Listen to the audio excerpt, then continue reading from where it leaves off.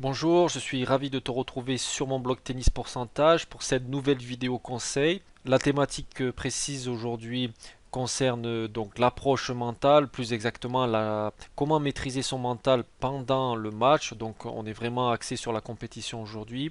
Et ce qui m'intéresse, c'est d'arriver à te faire comprendre et intégrer le processus le plus naturel. C'est ce qui va faire en sorte que tu ne seras pas donc stressé inutilement pendant les matchs. Je te rappelle aussi brièvement le principe de cette vidéo.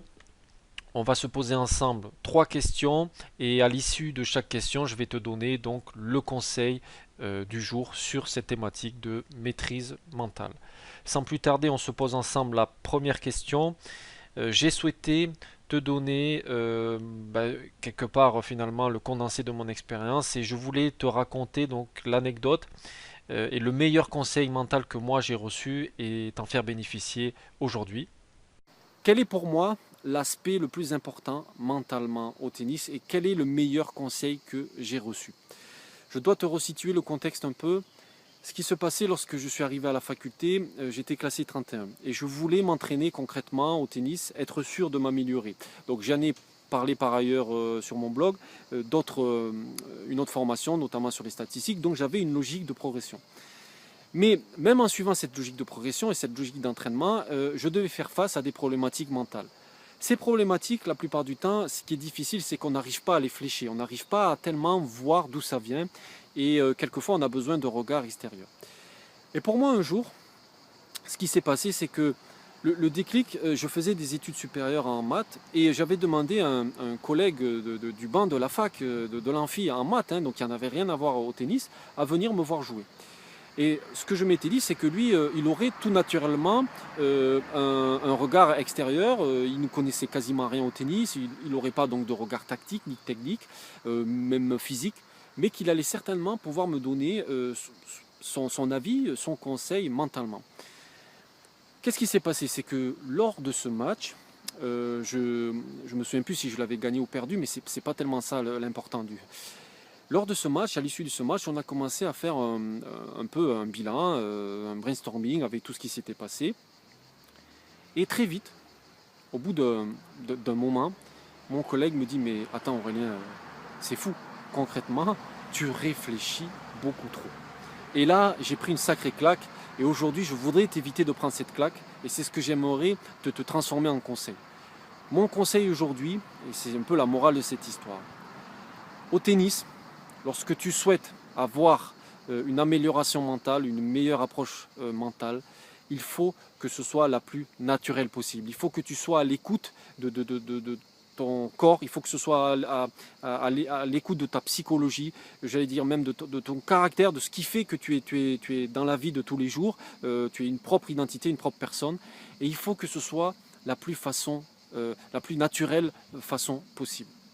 Concrètement, pour le tennis, ça veut dire quoi? Lorsque mon collègue m'avait dit tu réfléchis trop, c'est que je me posais tout un tas de questions. Est-ce que ceci je le fais bien? Est-ce que cela je le fais bien? Est-ce qu'il faudrait que je joue comme ci? Est-ce qu'il faudrait que je joue comme ça? Ah mais là tu as vu j'ai fait ci, là j'ai fait ça. Est-ce qu'il ne faudrait pas que je change ci? Il ne faudrait pas que je change ça. Tout ça, ça obscurcit le cerveau. Ça obscurcit la façon que tu vas avoir de ressentir les choses la plus naturellement possible. Au tennis, l'essence même du jeu, c'est un jeu de cible. D'accord? Et pour illustrer mon propos, je vais te prendre un exemple tout simple. Lorsque ton adversaire monte au filet et que tu veux lober. La première fois que tu dois lober, je ne sais pas si tu t'en souviens, mais même aussi loin qu'il faut que tu remontes, la première fois que tu dois lober, peu importe si tu prends ta raquette comme une poêle ou tout, tu sais qu'il faut lever la balle parce que le joueur t'agresse et le joueur est au filet. Qu'est-ce qui se passe? C'est que finalement, là, tu fais confiance à ton instinct. Tu fais confiance à l'aspect jeu qu'on a depuis tout petit. C'est-à-dire, ben, le joueur, il est là, collé au filet, je vais essayer de le lober. Mais peu importe, tu ne vas pas te poser la question, comment je me place, comment je fais, est-ce que c'est la bonne vitesse, est-ce que c'est le bon coup, d'accord? Et en général, lorsque tu es pris dans ces situations de jeu, un peu pressé, tu vas revenir à l'instinct, tu vas revenir à ton jeu et tu vas jouer la façon la plus naturelle possible. Aujourd'hui, dans ce qui était primordial que tu comprennes, c'est que au tennis, c'est tout à fait possible d'arriver à jouer de façon la plus naturelle possible. Et c'est un élément qui est essentiel au point de vue mental. Le conseil numéro un que je souhaitais te donner, c'est que en match, c'est très important de comprendre que il ne faut pas réfléchir, il faut plutôt essayer de ressentir. Et bien évidemment, ça passe par l'acquisition du processus standard qui consiste à d'abord penser que le jeu du tennis est avant tout un jeu de cible, qu'il faut pouvoir donc matérialiser sa cible et ensuite faire en sorte que tout ton corps va être guidé pour atteindre cette cible. Effectivement, c'est très délicat puisqu'il faut en même temps regarder la balle, il faut en même temps prendre en compte l'adversaire, mais finalement, c'est tout ce qui fait la noblesse de ce sport et le côté challenge. Nous basculons maintenant ensemble sur la deuxième problématique. Je vais t'expliquer comment le fait de jouer en équipe m'a moi personnellement renforcé de jouer en simple et tu vas voir que c'est quelque chose qui est très très important aussi. Et je te donnerai donc à l'issue mon deuxième conseil. Pour te resituer le contexte, moi ce qui s'est passé lorsque j'ai joué en équipe, plusieurs fois, lorsque je faisais mon bilan de victoire-défaite en match en équipe et en tournoi individuel, je voyais que le ratio était inversé. Concrètement, ça veut dire quoi? Ça veut dire que j'avais beaucoup plus de défaites en match d'équipe que de défaites en simple. Et je me débrouillais finalement beaucoup mieux tout seul sur le terrain en tournoi qu'en match d'équipe. Et la réelle claque que j'ai pris, c'est lorsque j'ai joué un adversaire que j'avais déjà joué en tournoi, que j'avais battu, que je retrouve en match d'équipe et que finalement dans ce match d'équipe là je perds. Je m'étais dit mais là c'est vraiment bizarre. Et je vais t'expliquer qu'est-ce qui s'était passé. C'était un détail mental. En fait, en équipe, la plupart du temps lorsque je me retrouvais numéro 1 et que le déroulement, la physionomie des matchs faisait qu'il y avait par exemple 2-1, donc 2 victoires à 1 pour les adversaires, je me retrouvais moi avec une charge sur les épaules en tant que numéro 1 et je devais absolument mettre les équipes à égalité, je devais absolument rapporter mon point. Donc qu'est-ce qui se passe? C'est que dans ma tête, je me mettais dans un schéma mental qui est aussi simple que je dois absolument gagner. Et pourquoi c'est une erreur capitale? Et aujourd'hui, le conseil que je souhaite te donner, c'est surtout de ne jamais te mettre comme objectif en tête, je dois gagner. Je vais te prouver pourquoi c'est néfaste. À partir du moment où dans ta tête, tu t'es fixé cet objectif, je dois gagner, qu'est-ce qui se passe? Est-ce que tu t'autorises le fait de te faire breaker? Est-ce que tu t'autorises le fait de perdre des points importants? Est-ce que tu t'autorises le fait de perdre le premier set?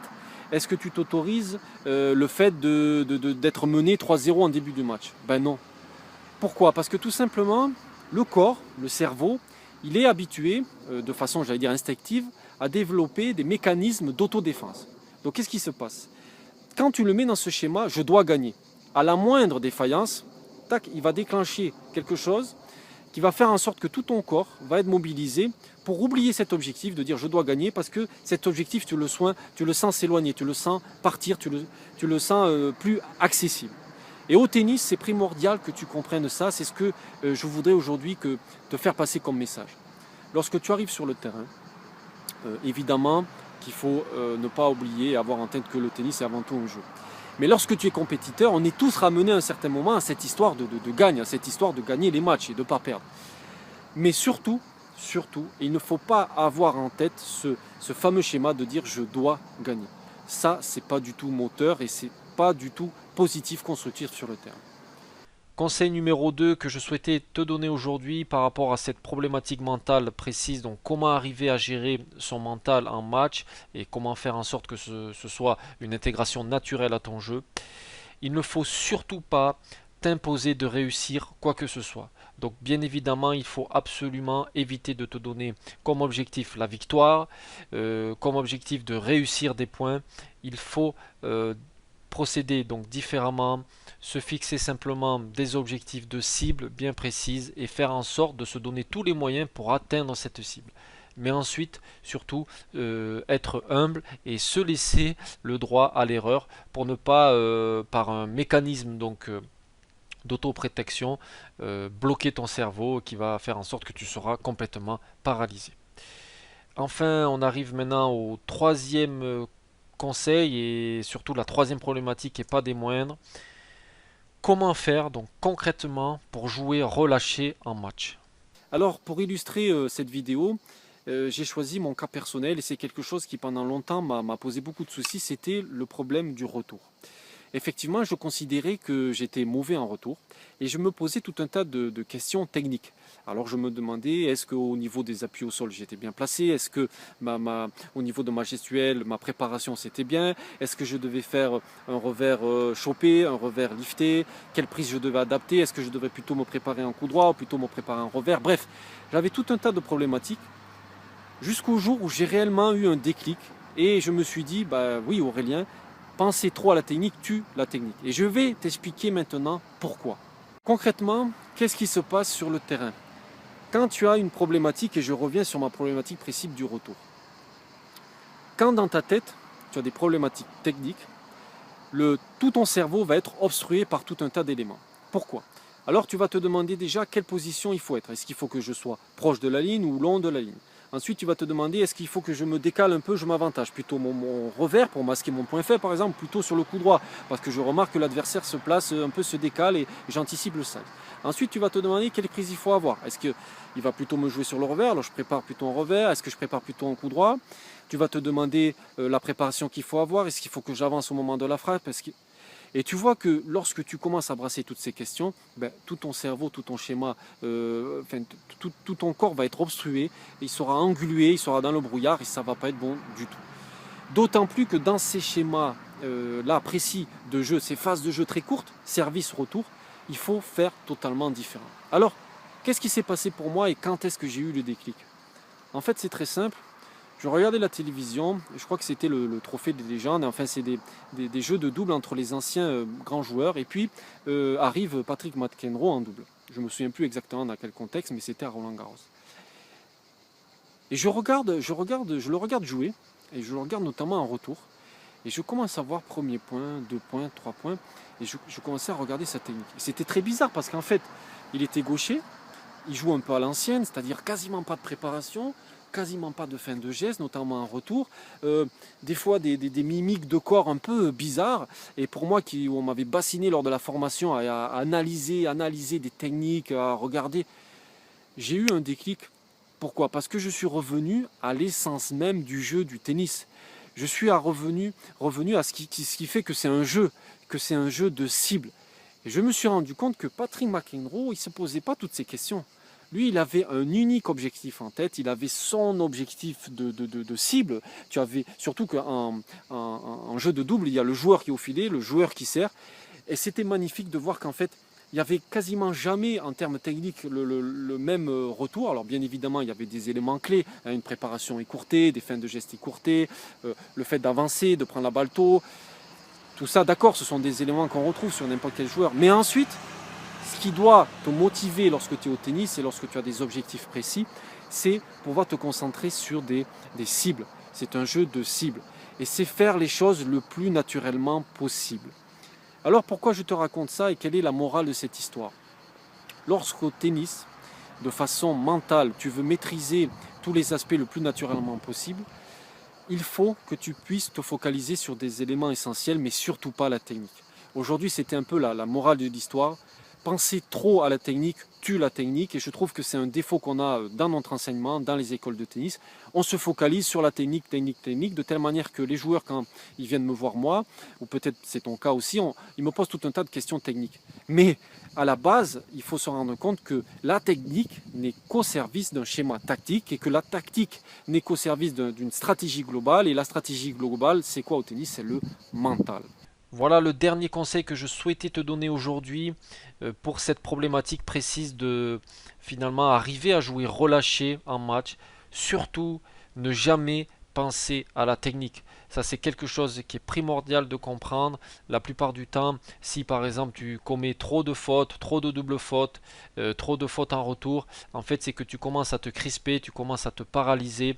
Et au contraire, il ne faut surtout pas se mettre dans ces schémas donc, de technique. Il faut plutôt donc suivre un processus naturel qui est finalement assez logique de se fixer cette zone, fixer vraiment la zone. Alors la zone, comment elle est déterminée?